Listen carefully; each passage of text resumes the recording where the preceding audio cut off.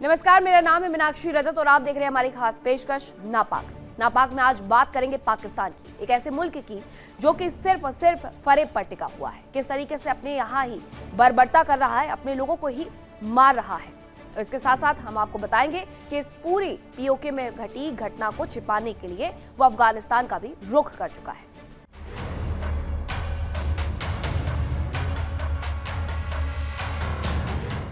पाकिस्तान एक ऐसा मुल्क है जिसका वजूद ही फरेब पर टिका है। पाकिस्तान ने इंसानियत के सीने पर एक बार फिर से ऐसा घाव दिया है कि पूरी दुनिया थू थू कर रही है।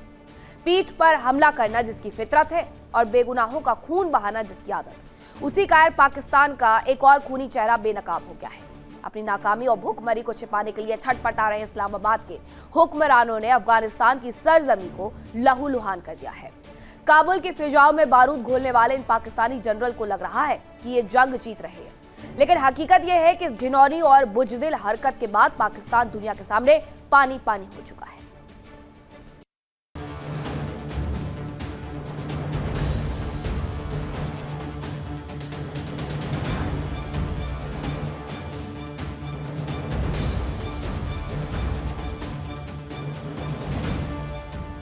आतंकवाद की फैक्ट्री चलाने वाला पाकिस्तान अपनी नापाक हरकतों से बाज नहीं आ रहा। एक बार फिर पाकिस्तान ने इंसानियत को शर्मसार किया है और अफगानिस्तान की धरती को मासूमों के खून से लाल कर दिया।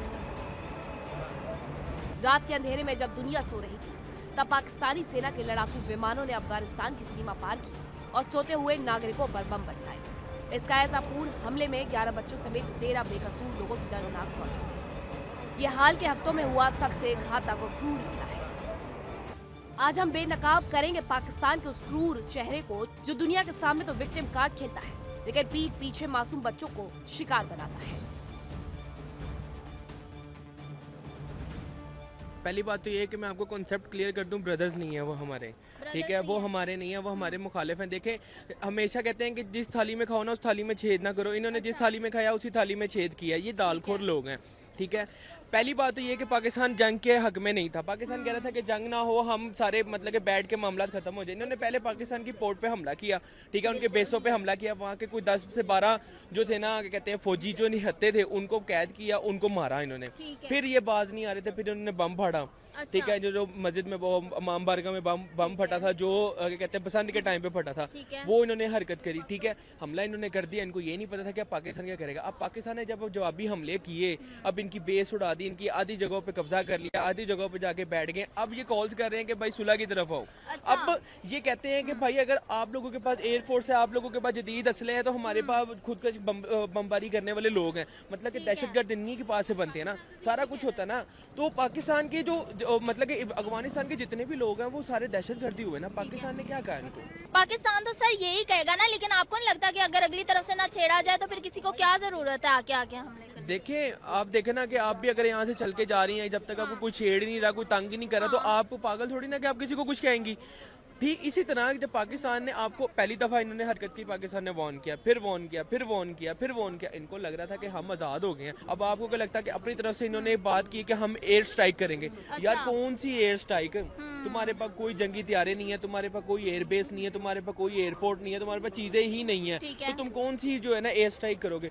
बैठे हुए हैं, ठीक है, पागल लोग हैं, नान लगाने वाली कौम है, 2 टके के लोग हैं ये लोग। सारी जिंदगी पाकिस्तान ने इनको उंगली पकड़ के चलना सिखाया, और आज यही उसी पाकिस्तान के हमला कर रहे हैं, उसी पाकिस्तान के ऊपर जिसने इनके बुरे वक्त में इनका साथ दिया।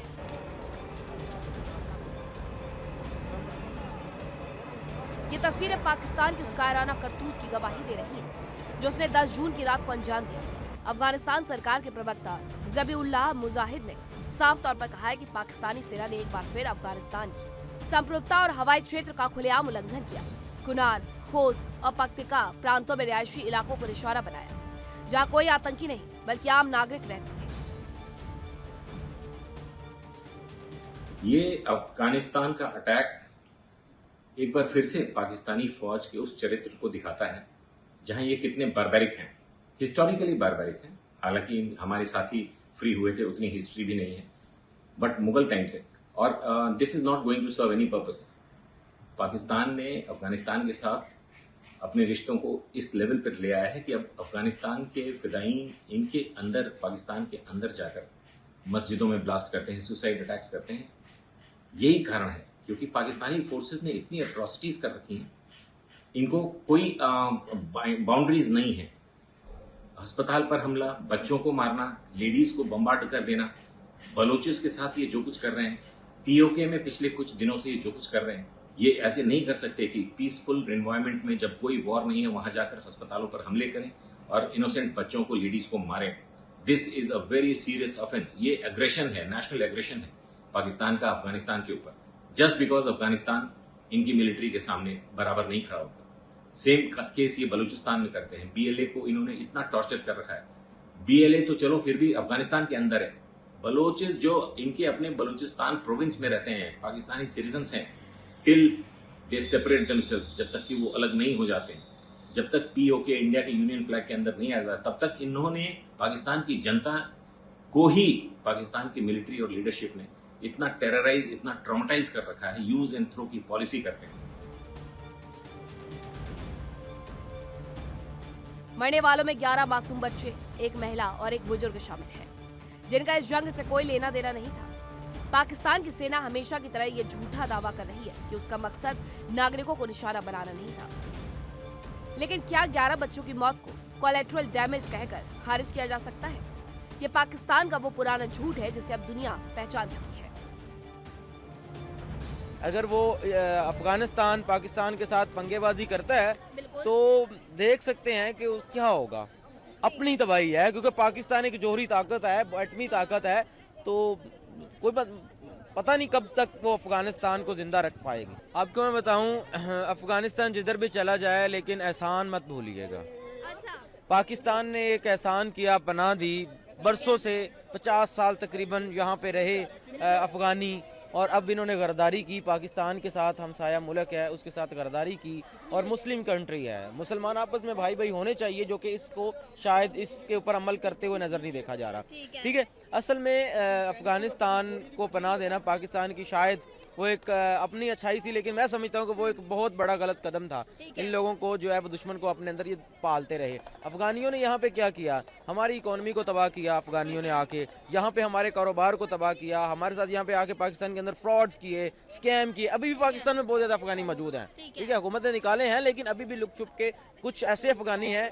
आपने देखा होगा, नाज़रीन मैं थोड़ा सा टॉपिक को घुमाना चाहता हूँ कि आपने देखा होगा कि कोई भी पठान है, उससे पूछ लें आप पठान, उसने कहना जी जी हम पठान है। किधर के? जी बन्नू के पठान है। उनको बन्नू की जगह के रिहाइश के नहीं पता होता, फेक आईडी कार्ड बना के रह रहे होते हैं, और उसके बाद ना वो बन्नू के होते हैं, ना बेसिकली अफगानी होते हैं, वो बच रहे होते हैं, अभी भी रह रहे हैं बन्नू का बना के फेक आईडी कार्ड रह रहे हैं, लेकिन वो इकोनॉमी को ख़राब कर रहे हैं, पाकिस्तान के सिस्टम को ख़राब कर रहे हैं। और ये हमसाया मुल्क इस तरह पंगेबाजी करेगा तो ये वार चलती जाएगी, नुकसान होगा, उधर से भी होगा, साफ ज़ाहिर है जवाबी कार्रवाई में इधर से भी होगा, लेकिन अफगानिस्तान का नुकसान ज़्यादा नजर आता है। लेकिन सर वो भी तो इंसान है, आप कैसे कह सकते हैं कि वो फ्रॉड करते हैं? यहाँ भी बहुत सारे पठान हैं, आपके भी दोस्त होंगे, हमारे भी जानने वाले हैं, इंसान है ना वो भी, तो आपको कैसे लगता है कि वो फ्रॉड करते हैं, स्कैम करते हैं? देखिए, सबसे पहले तो इन्होंने गरदारी की, आसान मंद होना चाहिए था, जो कि वो तो आई थिंक गवर्नमेंट लेवल पे ये चीजें चल रही हैं, अवाम का इसमें क्या कसूर है?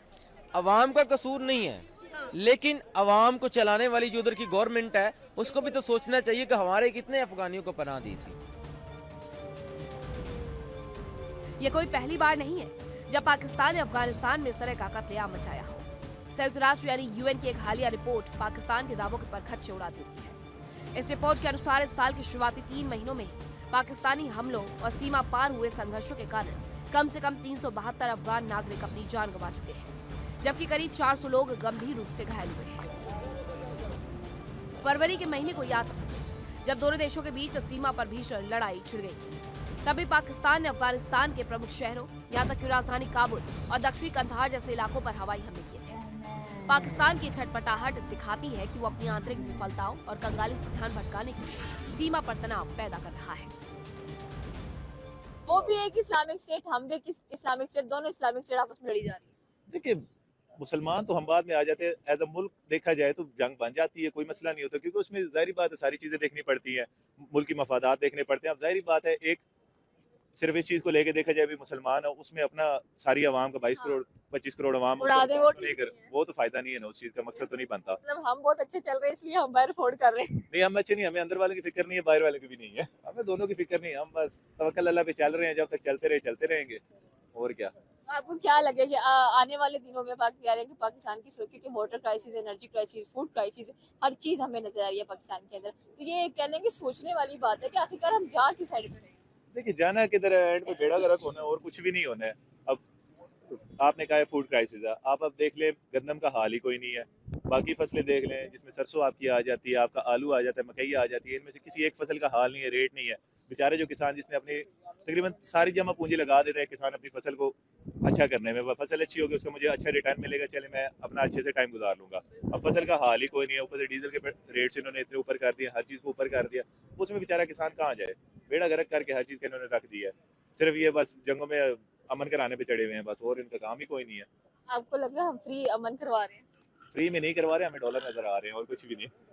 और कौन दे रहा है? IMF दे रहा है। IMF नहीं किधर देने, IMF छेड़ेगी नहीं हमें, ये US से डॉलर्स आने हैं इनको, ऐसे डॉलर्स आ रहे हैं। तभी तो करवा रहे, नहीं तो इनको क्या फायदा, इनको कुछ फायदा नजर आ रहा है तभी करवा रहे। इतने अच्छे तो हमारे कोई है भी नहीं, ना आर्मी पब्लिक है, ना आर्मी पर्सनल है हमारे, और ना हमारे वज़ीर आज़म इतने अच्छे हैं भाई वो सीधा सीधा जाके क्या नाम है जंग रुकवाना शुरू कर दे, खुद अटैक कर ही जा रहे हैं और लोगों को रोक रहे हैं यार ना करो, ऐसा थोड़ी होता है। साल 2021 में जब अफगानिस्तान में तालिबान की सत्ता वापस आई तब पाकिस्तान में जश्न मनाया जा रहा था, लेकिन आज वही अफगानिस्तान पाकिस्तान के लिए सबसे बड़ा सिरदर्द बन चुका है।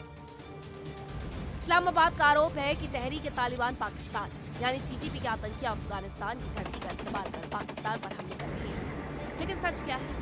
सच ये है कि पाकिस्तान ने अपने जन्म के बाद से ही आतंकवाद को एक स्टेट पॉलिसी और हथियार की तरह इस्तेमाल किया है।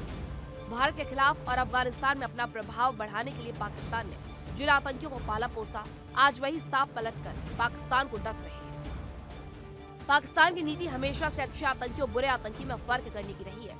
उसने अफगानिस्तान को अस्थिर करने के लिए दशकों तक उग्रवाद का समर्थन किया। अब वही आग उसके अपने घर तक पहुंच गई है तो वो बौखलाहट में अफगानिस्तान के आम नागरिकों और बच्चों पर बम बरसा रहा है। ये पूरी तरह से अंतर्राष्ट्रीय कानूनों का उल्लंघन है।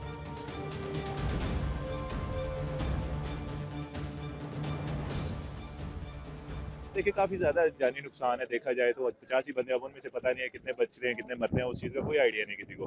बट देखिए इस तरह नहीं करना चाहिए, सिविलियन जगह पे अटैक नहीं बिल्कुल भी करना चाहिए। देखिए मुल्कों की आपस में जंग भी होती है, हर चीज़ होती है, आपस में नाराजगी भी है, सब कुछ है, बट इस तरह सिविलियन जगह पे नहीं करना चाहिए। आज इन्होंने किया कल वो करते हैं, किसी जगह पे हर जगह नुकसान होना है, इस चीज़ का बिल्कुल फायदा है। रिटेलिएट बैक तो अफगानिस्तान लाजमी करेगा, but the problem is that कि हम हमेशा बात करते हैं कि इंडिया इसके पीछे नजर आता है। जब भी पाकिस्तान और अफगानिस्तान की जंग होती है तो इंडिया का बहुत बड़ा हाथ नजर आता है। देखिए इंडिया का हाथ सिर्फ कहने के हाथ तक किया है, इंडिया का कुछ भी नहीं बीच में। देखा जाए तो बेसिकली मेन इशू तो अफगानिस्तान और USA का है। USA का इशू है जिसकी वजह से USA के प्रेशर में आके पाकिस्तान ये सब कुछ कर रहा है, जहाँ तक नजर आ रहा है। हम USA के प्रेशर में आके सीज फायर भी करा रहे हैं। नहीं, उनके प्रेशर में आके सीज फायर नहीं करा रहे, इसमें हमें अपना भी फायदा नजर आ रहा है तभी करा रहे हैं। इतने हम अच्छे नहीं है सीज फायर करा दे मुफ्त, सिर्फ ये अमन ही करा सकते हैं और तो काम इनका है कोई नहीं। क्या कह सकते हैं इनको, अब प्रेशर में आके जो जैसा आप कह रहे हो भाई ये करा रहे, सीज फायर करा रहे, प्रेशर में आके नहीं बिल्कुल करा रहे। प्रेशर में तो बिल्कुल नहीं है, इतना अच्छी फ्रेंडशिप है, कह लें कि हमारे फील्ड मार्शल की और उनको व्हाइट हाउस में इनवाइट किया जाता है, डिनर्स कराए जाते हैं और हर एक जगह पर हमें देखा जाए तो बहुत अच्छे तरीके से पाकिस्तान को वेलकम किया जाता है। हर पीस टॉक के ऊपर पाकिस्तान इन्वाइटेड होता है, तो फिर ये एक अच्छा इनिशिएटिव है मिडिल ईस्ट के अंदर। अब मैंने सुना था शायद पाकिस्तान को साउथ ईस्ट एशिया में से हटाकर मिडिल ईस्ट में शामिल कर दिया गया है। नहीं, ऐसा तो कुछ नहीं होने वाला है, जहाँ पे है ये वहीं पे रहेगा, आगे पीछे नहीं जाएगा। बट देखिए इनको चाहिए ईरान का भी अब साथ देना चाहिए, क्योंकि मुसलमान भाई हैं वो हमारे, इनको चाहिए ईरान का भरपूर साथ दिया जाए, सीज फायर में जाया जाए। पहले हमने कह लें कि ये भी सुना था कि हॉस्पिटल पर अटैक कर दिया हम लोगों ने उनके, फिर अब उनकी यूनिवर्सिटी पे अटैक कर दिया, अब हम और कहाँ अटैक करने वाले हैं? देखिए ये बेसिकली देखा जाए तो इंसानियत के खिलाफ बात है, किसी सिविलियन जगह पे अटैक करना। हमेशा कोशिश करनी चाहिए। देखिए जंग वगैरह चलती है, मुल्कों के दरमियान चलती रहती है, हर चीज़ होता है, पुराने वक्तों से जंगें चलती आ रही है। बट उसमें भी देखा जाए अब हमारे प्यारे नबी करम सल्लल्लाहु अलैहि वसल्लम का तरीका था कि जंग में ना औरतों को मारा जाता था, ना बच्चों को, ना बूढ़ों को। जो लड़ सकते थे, जिनमें लड़ने की कुव्वत थी, उन बंदों के साथ मतलब जंग की जाती थी।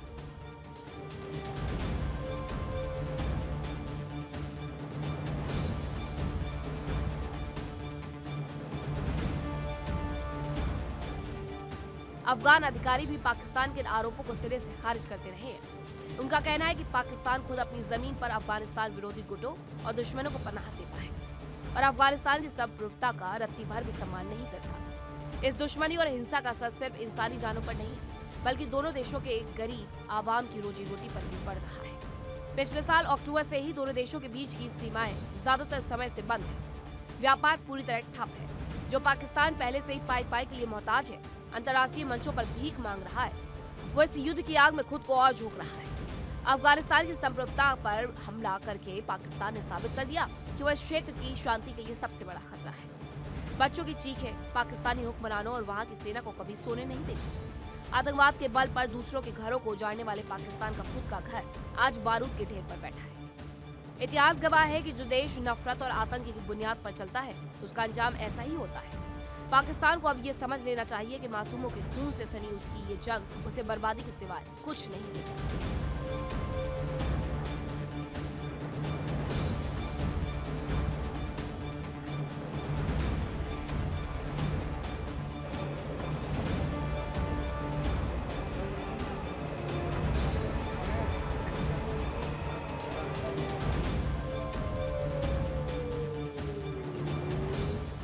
Bureau report, India daily.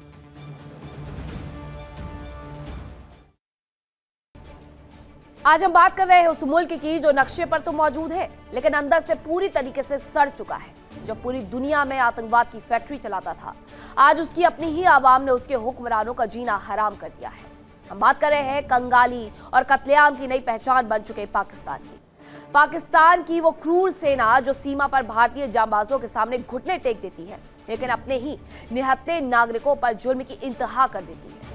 ये पाकिस्तान के army chief general Asim Munir की वो कातिल फौज है जो कश्मीरी आवाम की हमदर्द बनने का ढोंग करती है। लेकिन आज पीओके में वही फौज कश्मीरी भाई बहनों के खून से होली खेल रही है। शहबाज सरकार अपनी नाकामी को छिपाने के लिए बंदूक को हथियार बना चुकी है। जो जनता बिजली, पानी और आटे के लिए सड़कों पर उतरी थी उसे तोहफों में लाठियां और गोलियां मिल रही है। मुनीर की तानाशाही और शहबाज की लाचारी की ये खौफनाक ग्राउंड रिपोर्ट देखिए।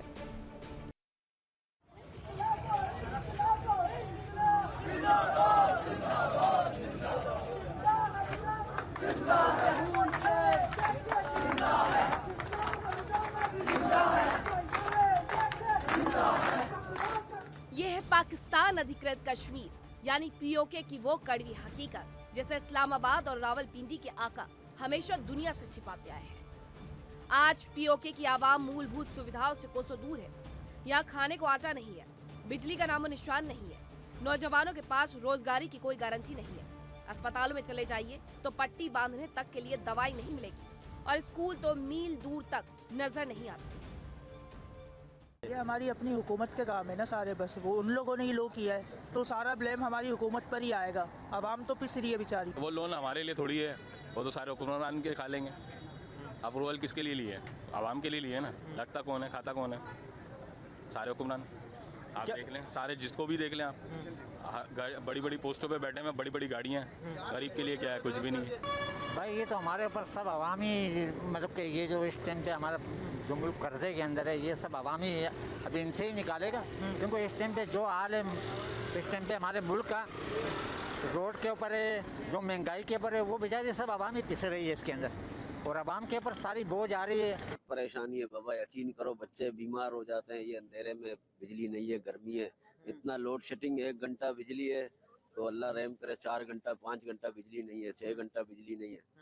ऐसा हाल है। कभी पूरा रात बिजली नहीं है, दिन को बिजली नहीं है, थोड़ा सा दिन को देता है, फिर पूरा रात बिजली नहीं है। 1-2 घंटे सुने 24 घंटे में लाइट आती है और कभी कभी तो 24 घंटे भी नहीं होती। कभी कभी 24 घंटा नहीं होता है। ऐसा हाल है गरीबों का। तो इस लाइट न होने से आपको क्या क्या परेशानी है, किस तरह आप सर्वाइव कर रहे हैं? यही परेशानी है, बीमारी हो जा रहा है, बच्चे बीमार हो रहे हैं, बड़े बीमार हो रहे हैं, गरमाई के वजह बर्दाश्त नहीं हो रहे हैं। एहसास नहीं है गवर्नमेंट को, क्या करें, गरीब बंदे, कोई कुछ नहीं बोलता है।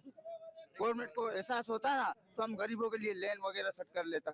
जिसकी तनख्वाह 20-25 हज़ार पे है वो 1 लाख रुपए का बिल कैसे पड़ेगा? और लाइट तो आ नहीं रही है। कैसा खाएगा, कैसा पिएगा?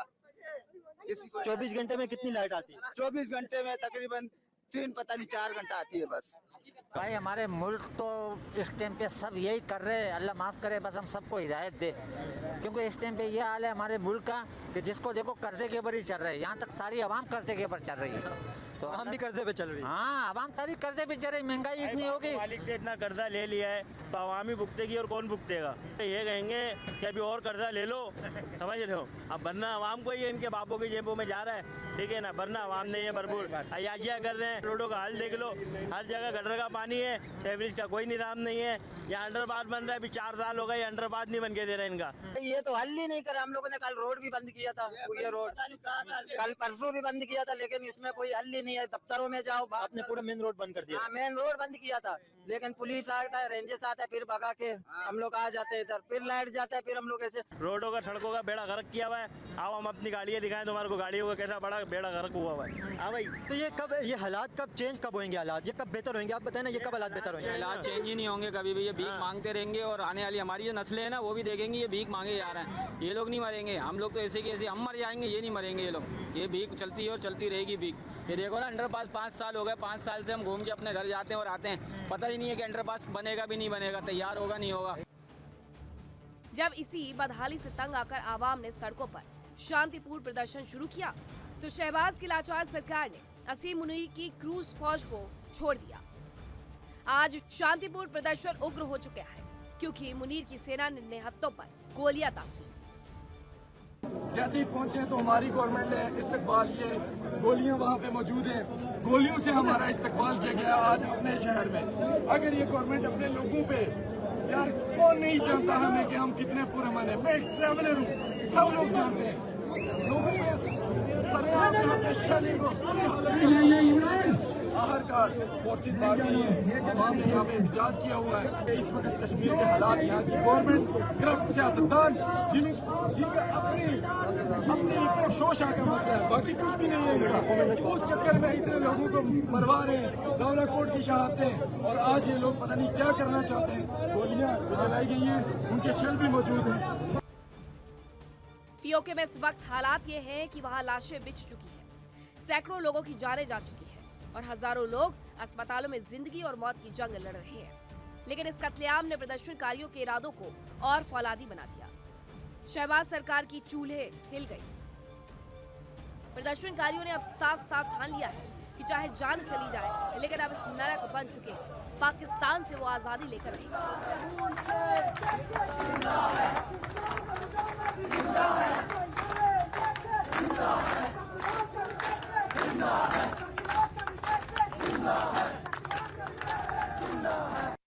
और मैं अपने पुलिस, रेंजर्स और आर्मी वालों को ये पैगाम देना चाहता हूँ कि खबरदार खबरदार, ऐसा काम ना करो, ऐसा काम ना करो, ठीक है?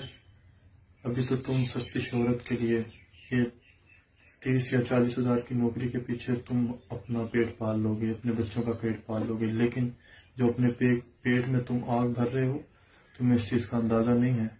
तुम भूखे मर जाओ, वो बेहतर है ना कि ऐसी आग अपने पेट में डालो। तो नापाक में आज के लिए मेरे साथ इतना ही। कल फिर होगी मुलाकात कुछ नई खबरों के साथ। फिलहाल रुक रहे एक छोटे से ब्रेक के लिए, कहीं मत जाएगा। खबरों का सिलसिला लगातार जारी है। इंडिया डेली अब आपके स्मार्ट टीवी पर भी मौजूद। देखिए इंडिया डेली 24/7 अब आपकी स्मार्ट टीवी पर। इंडिया डेली मौजूद है सभी डिजिटल प्लेटफॉर्म पर लाइव और लगातार। इंडिया डेली 24/7 हर दिन राष्ट्र को समर्पित।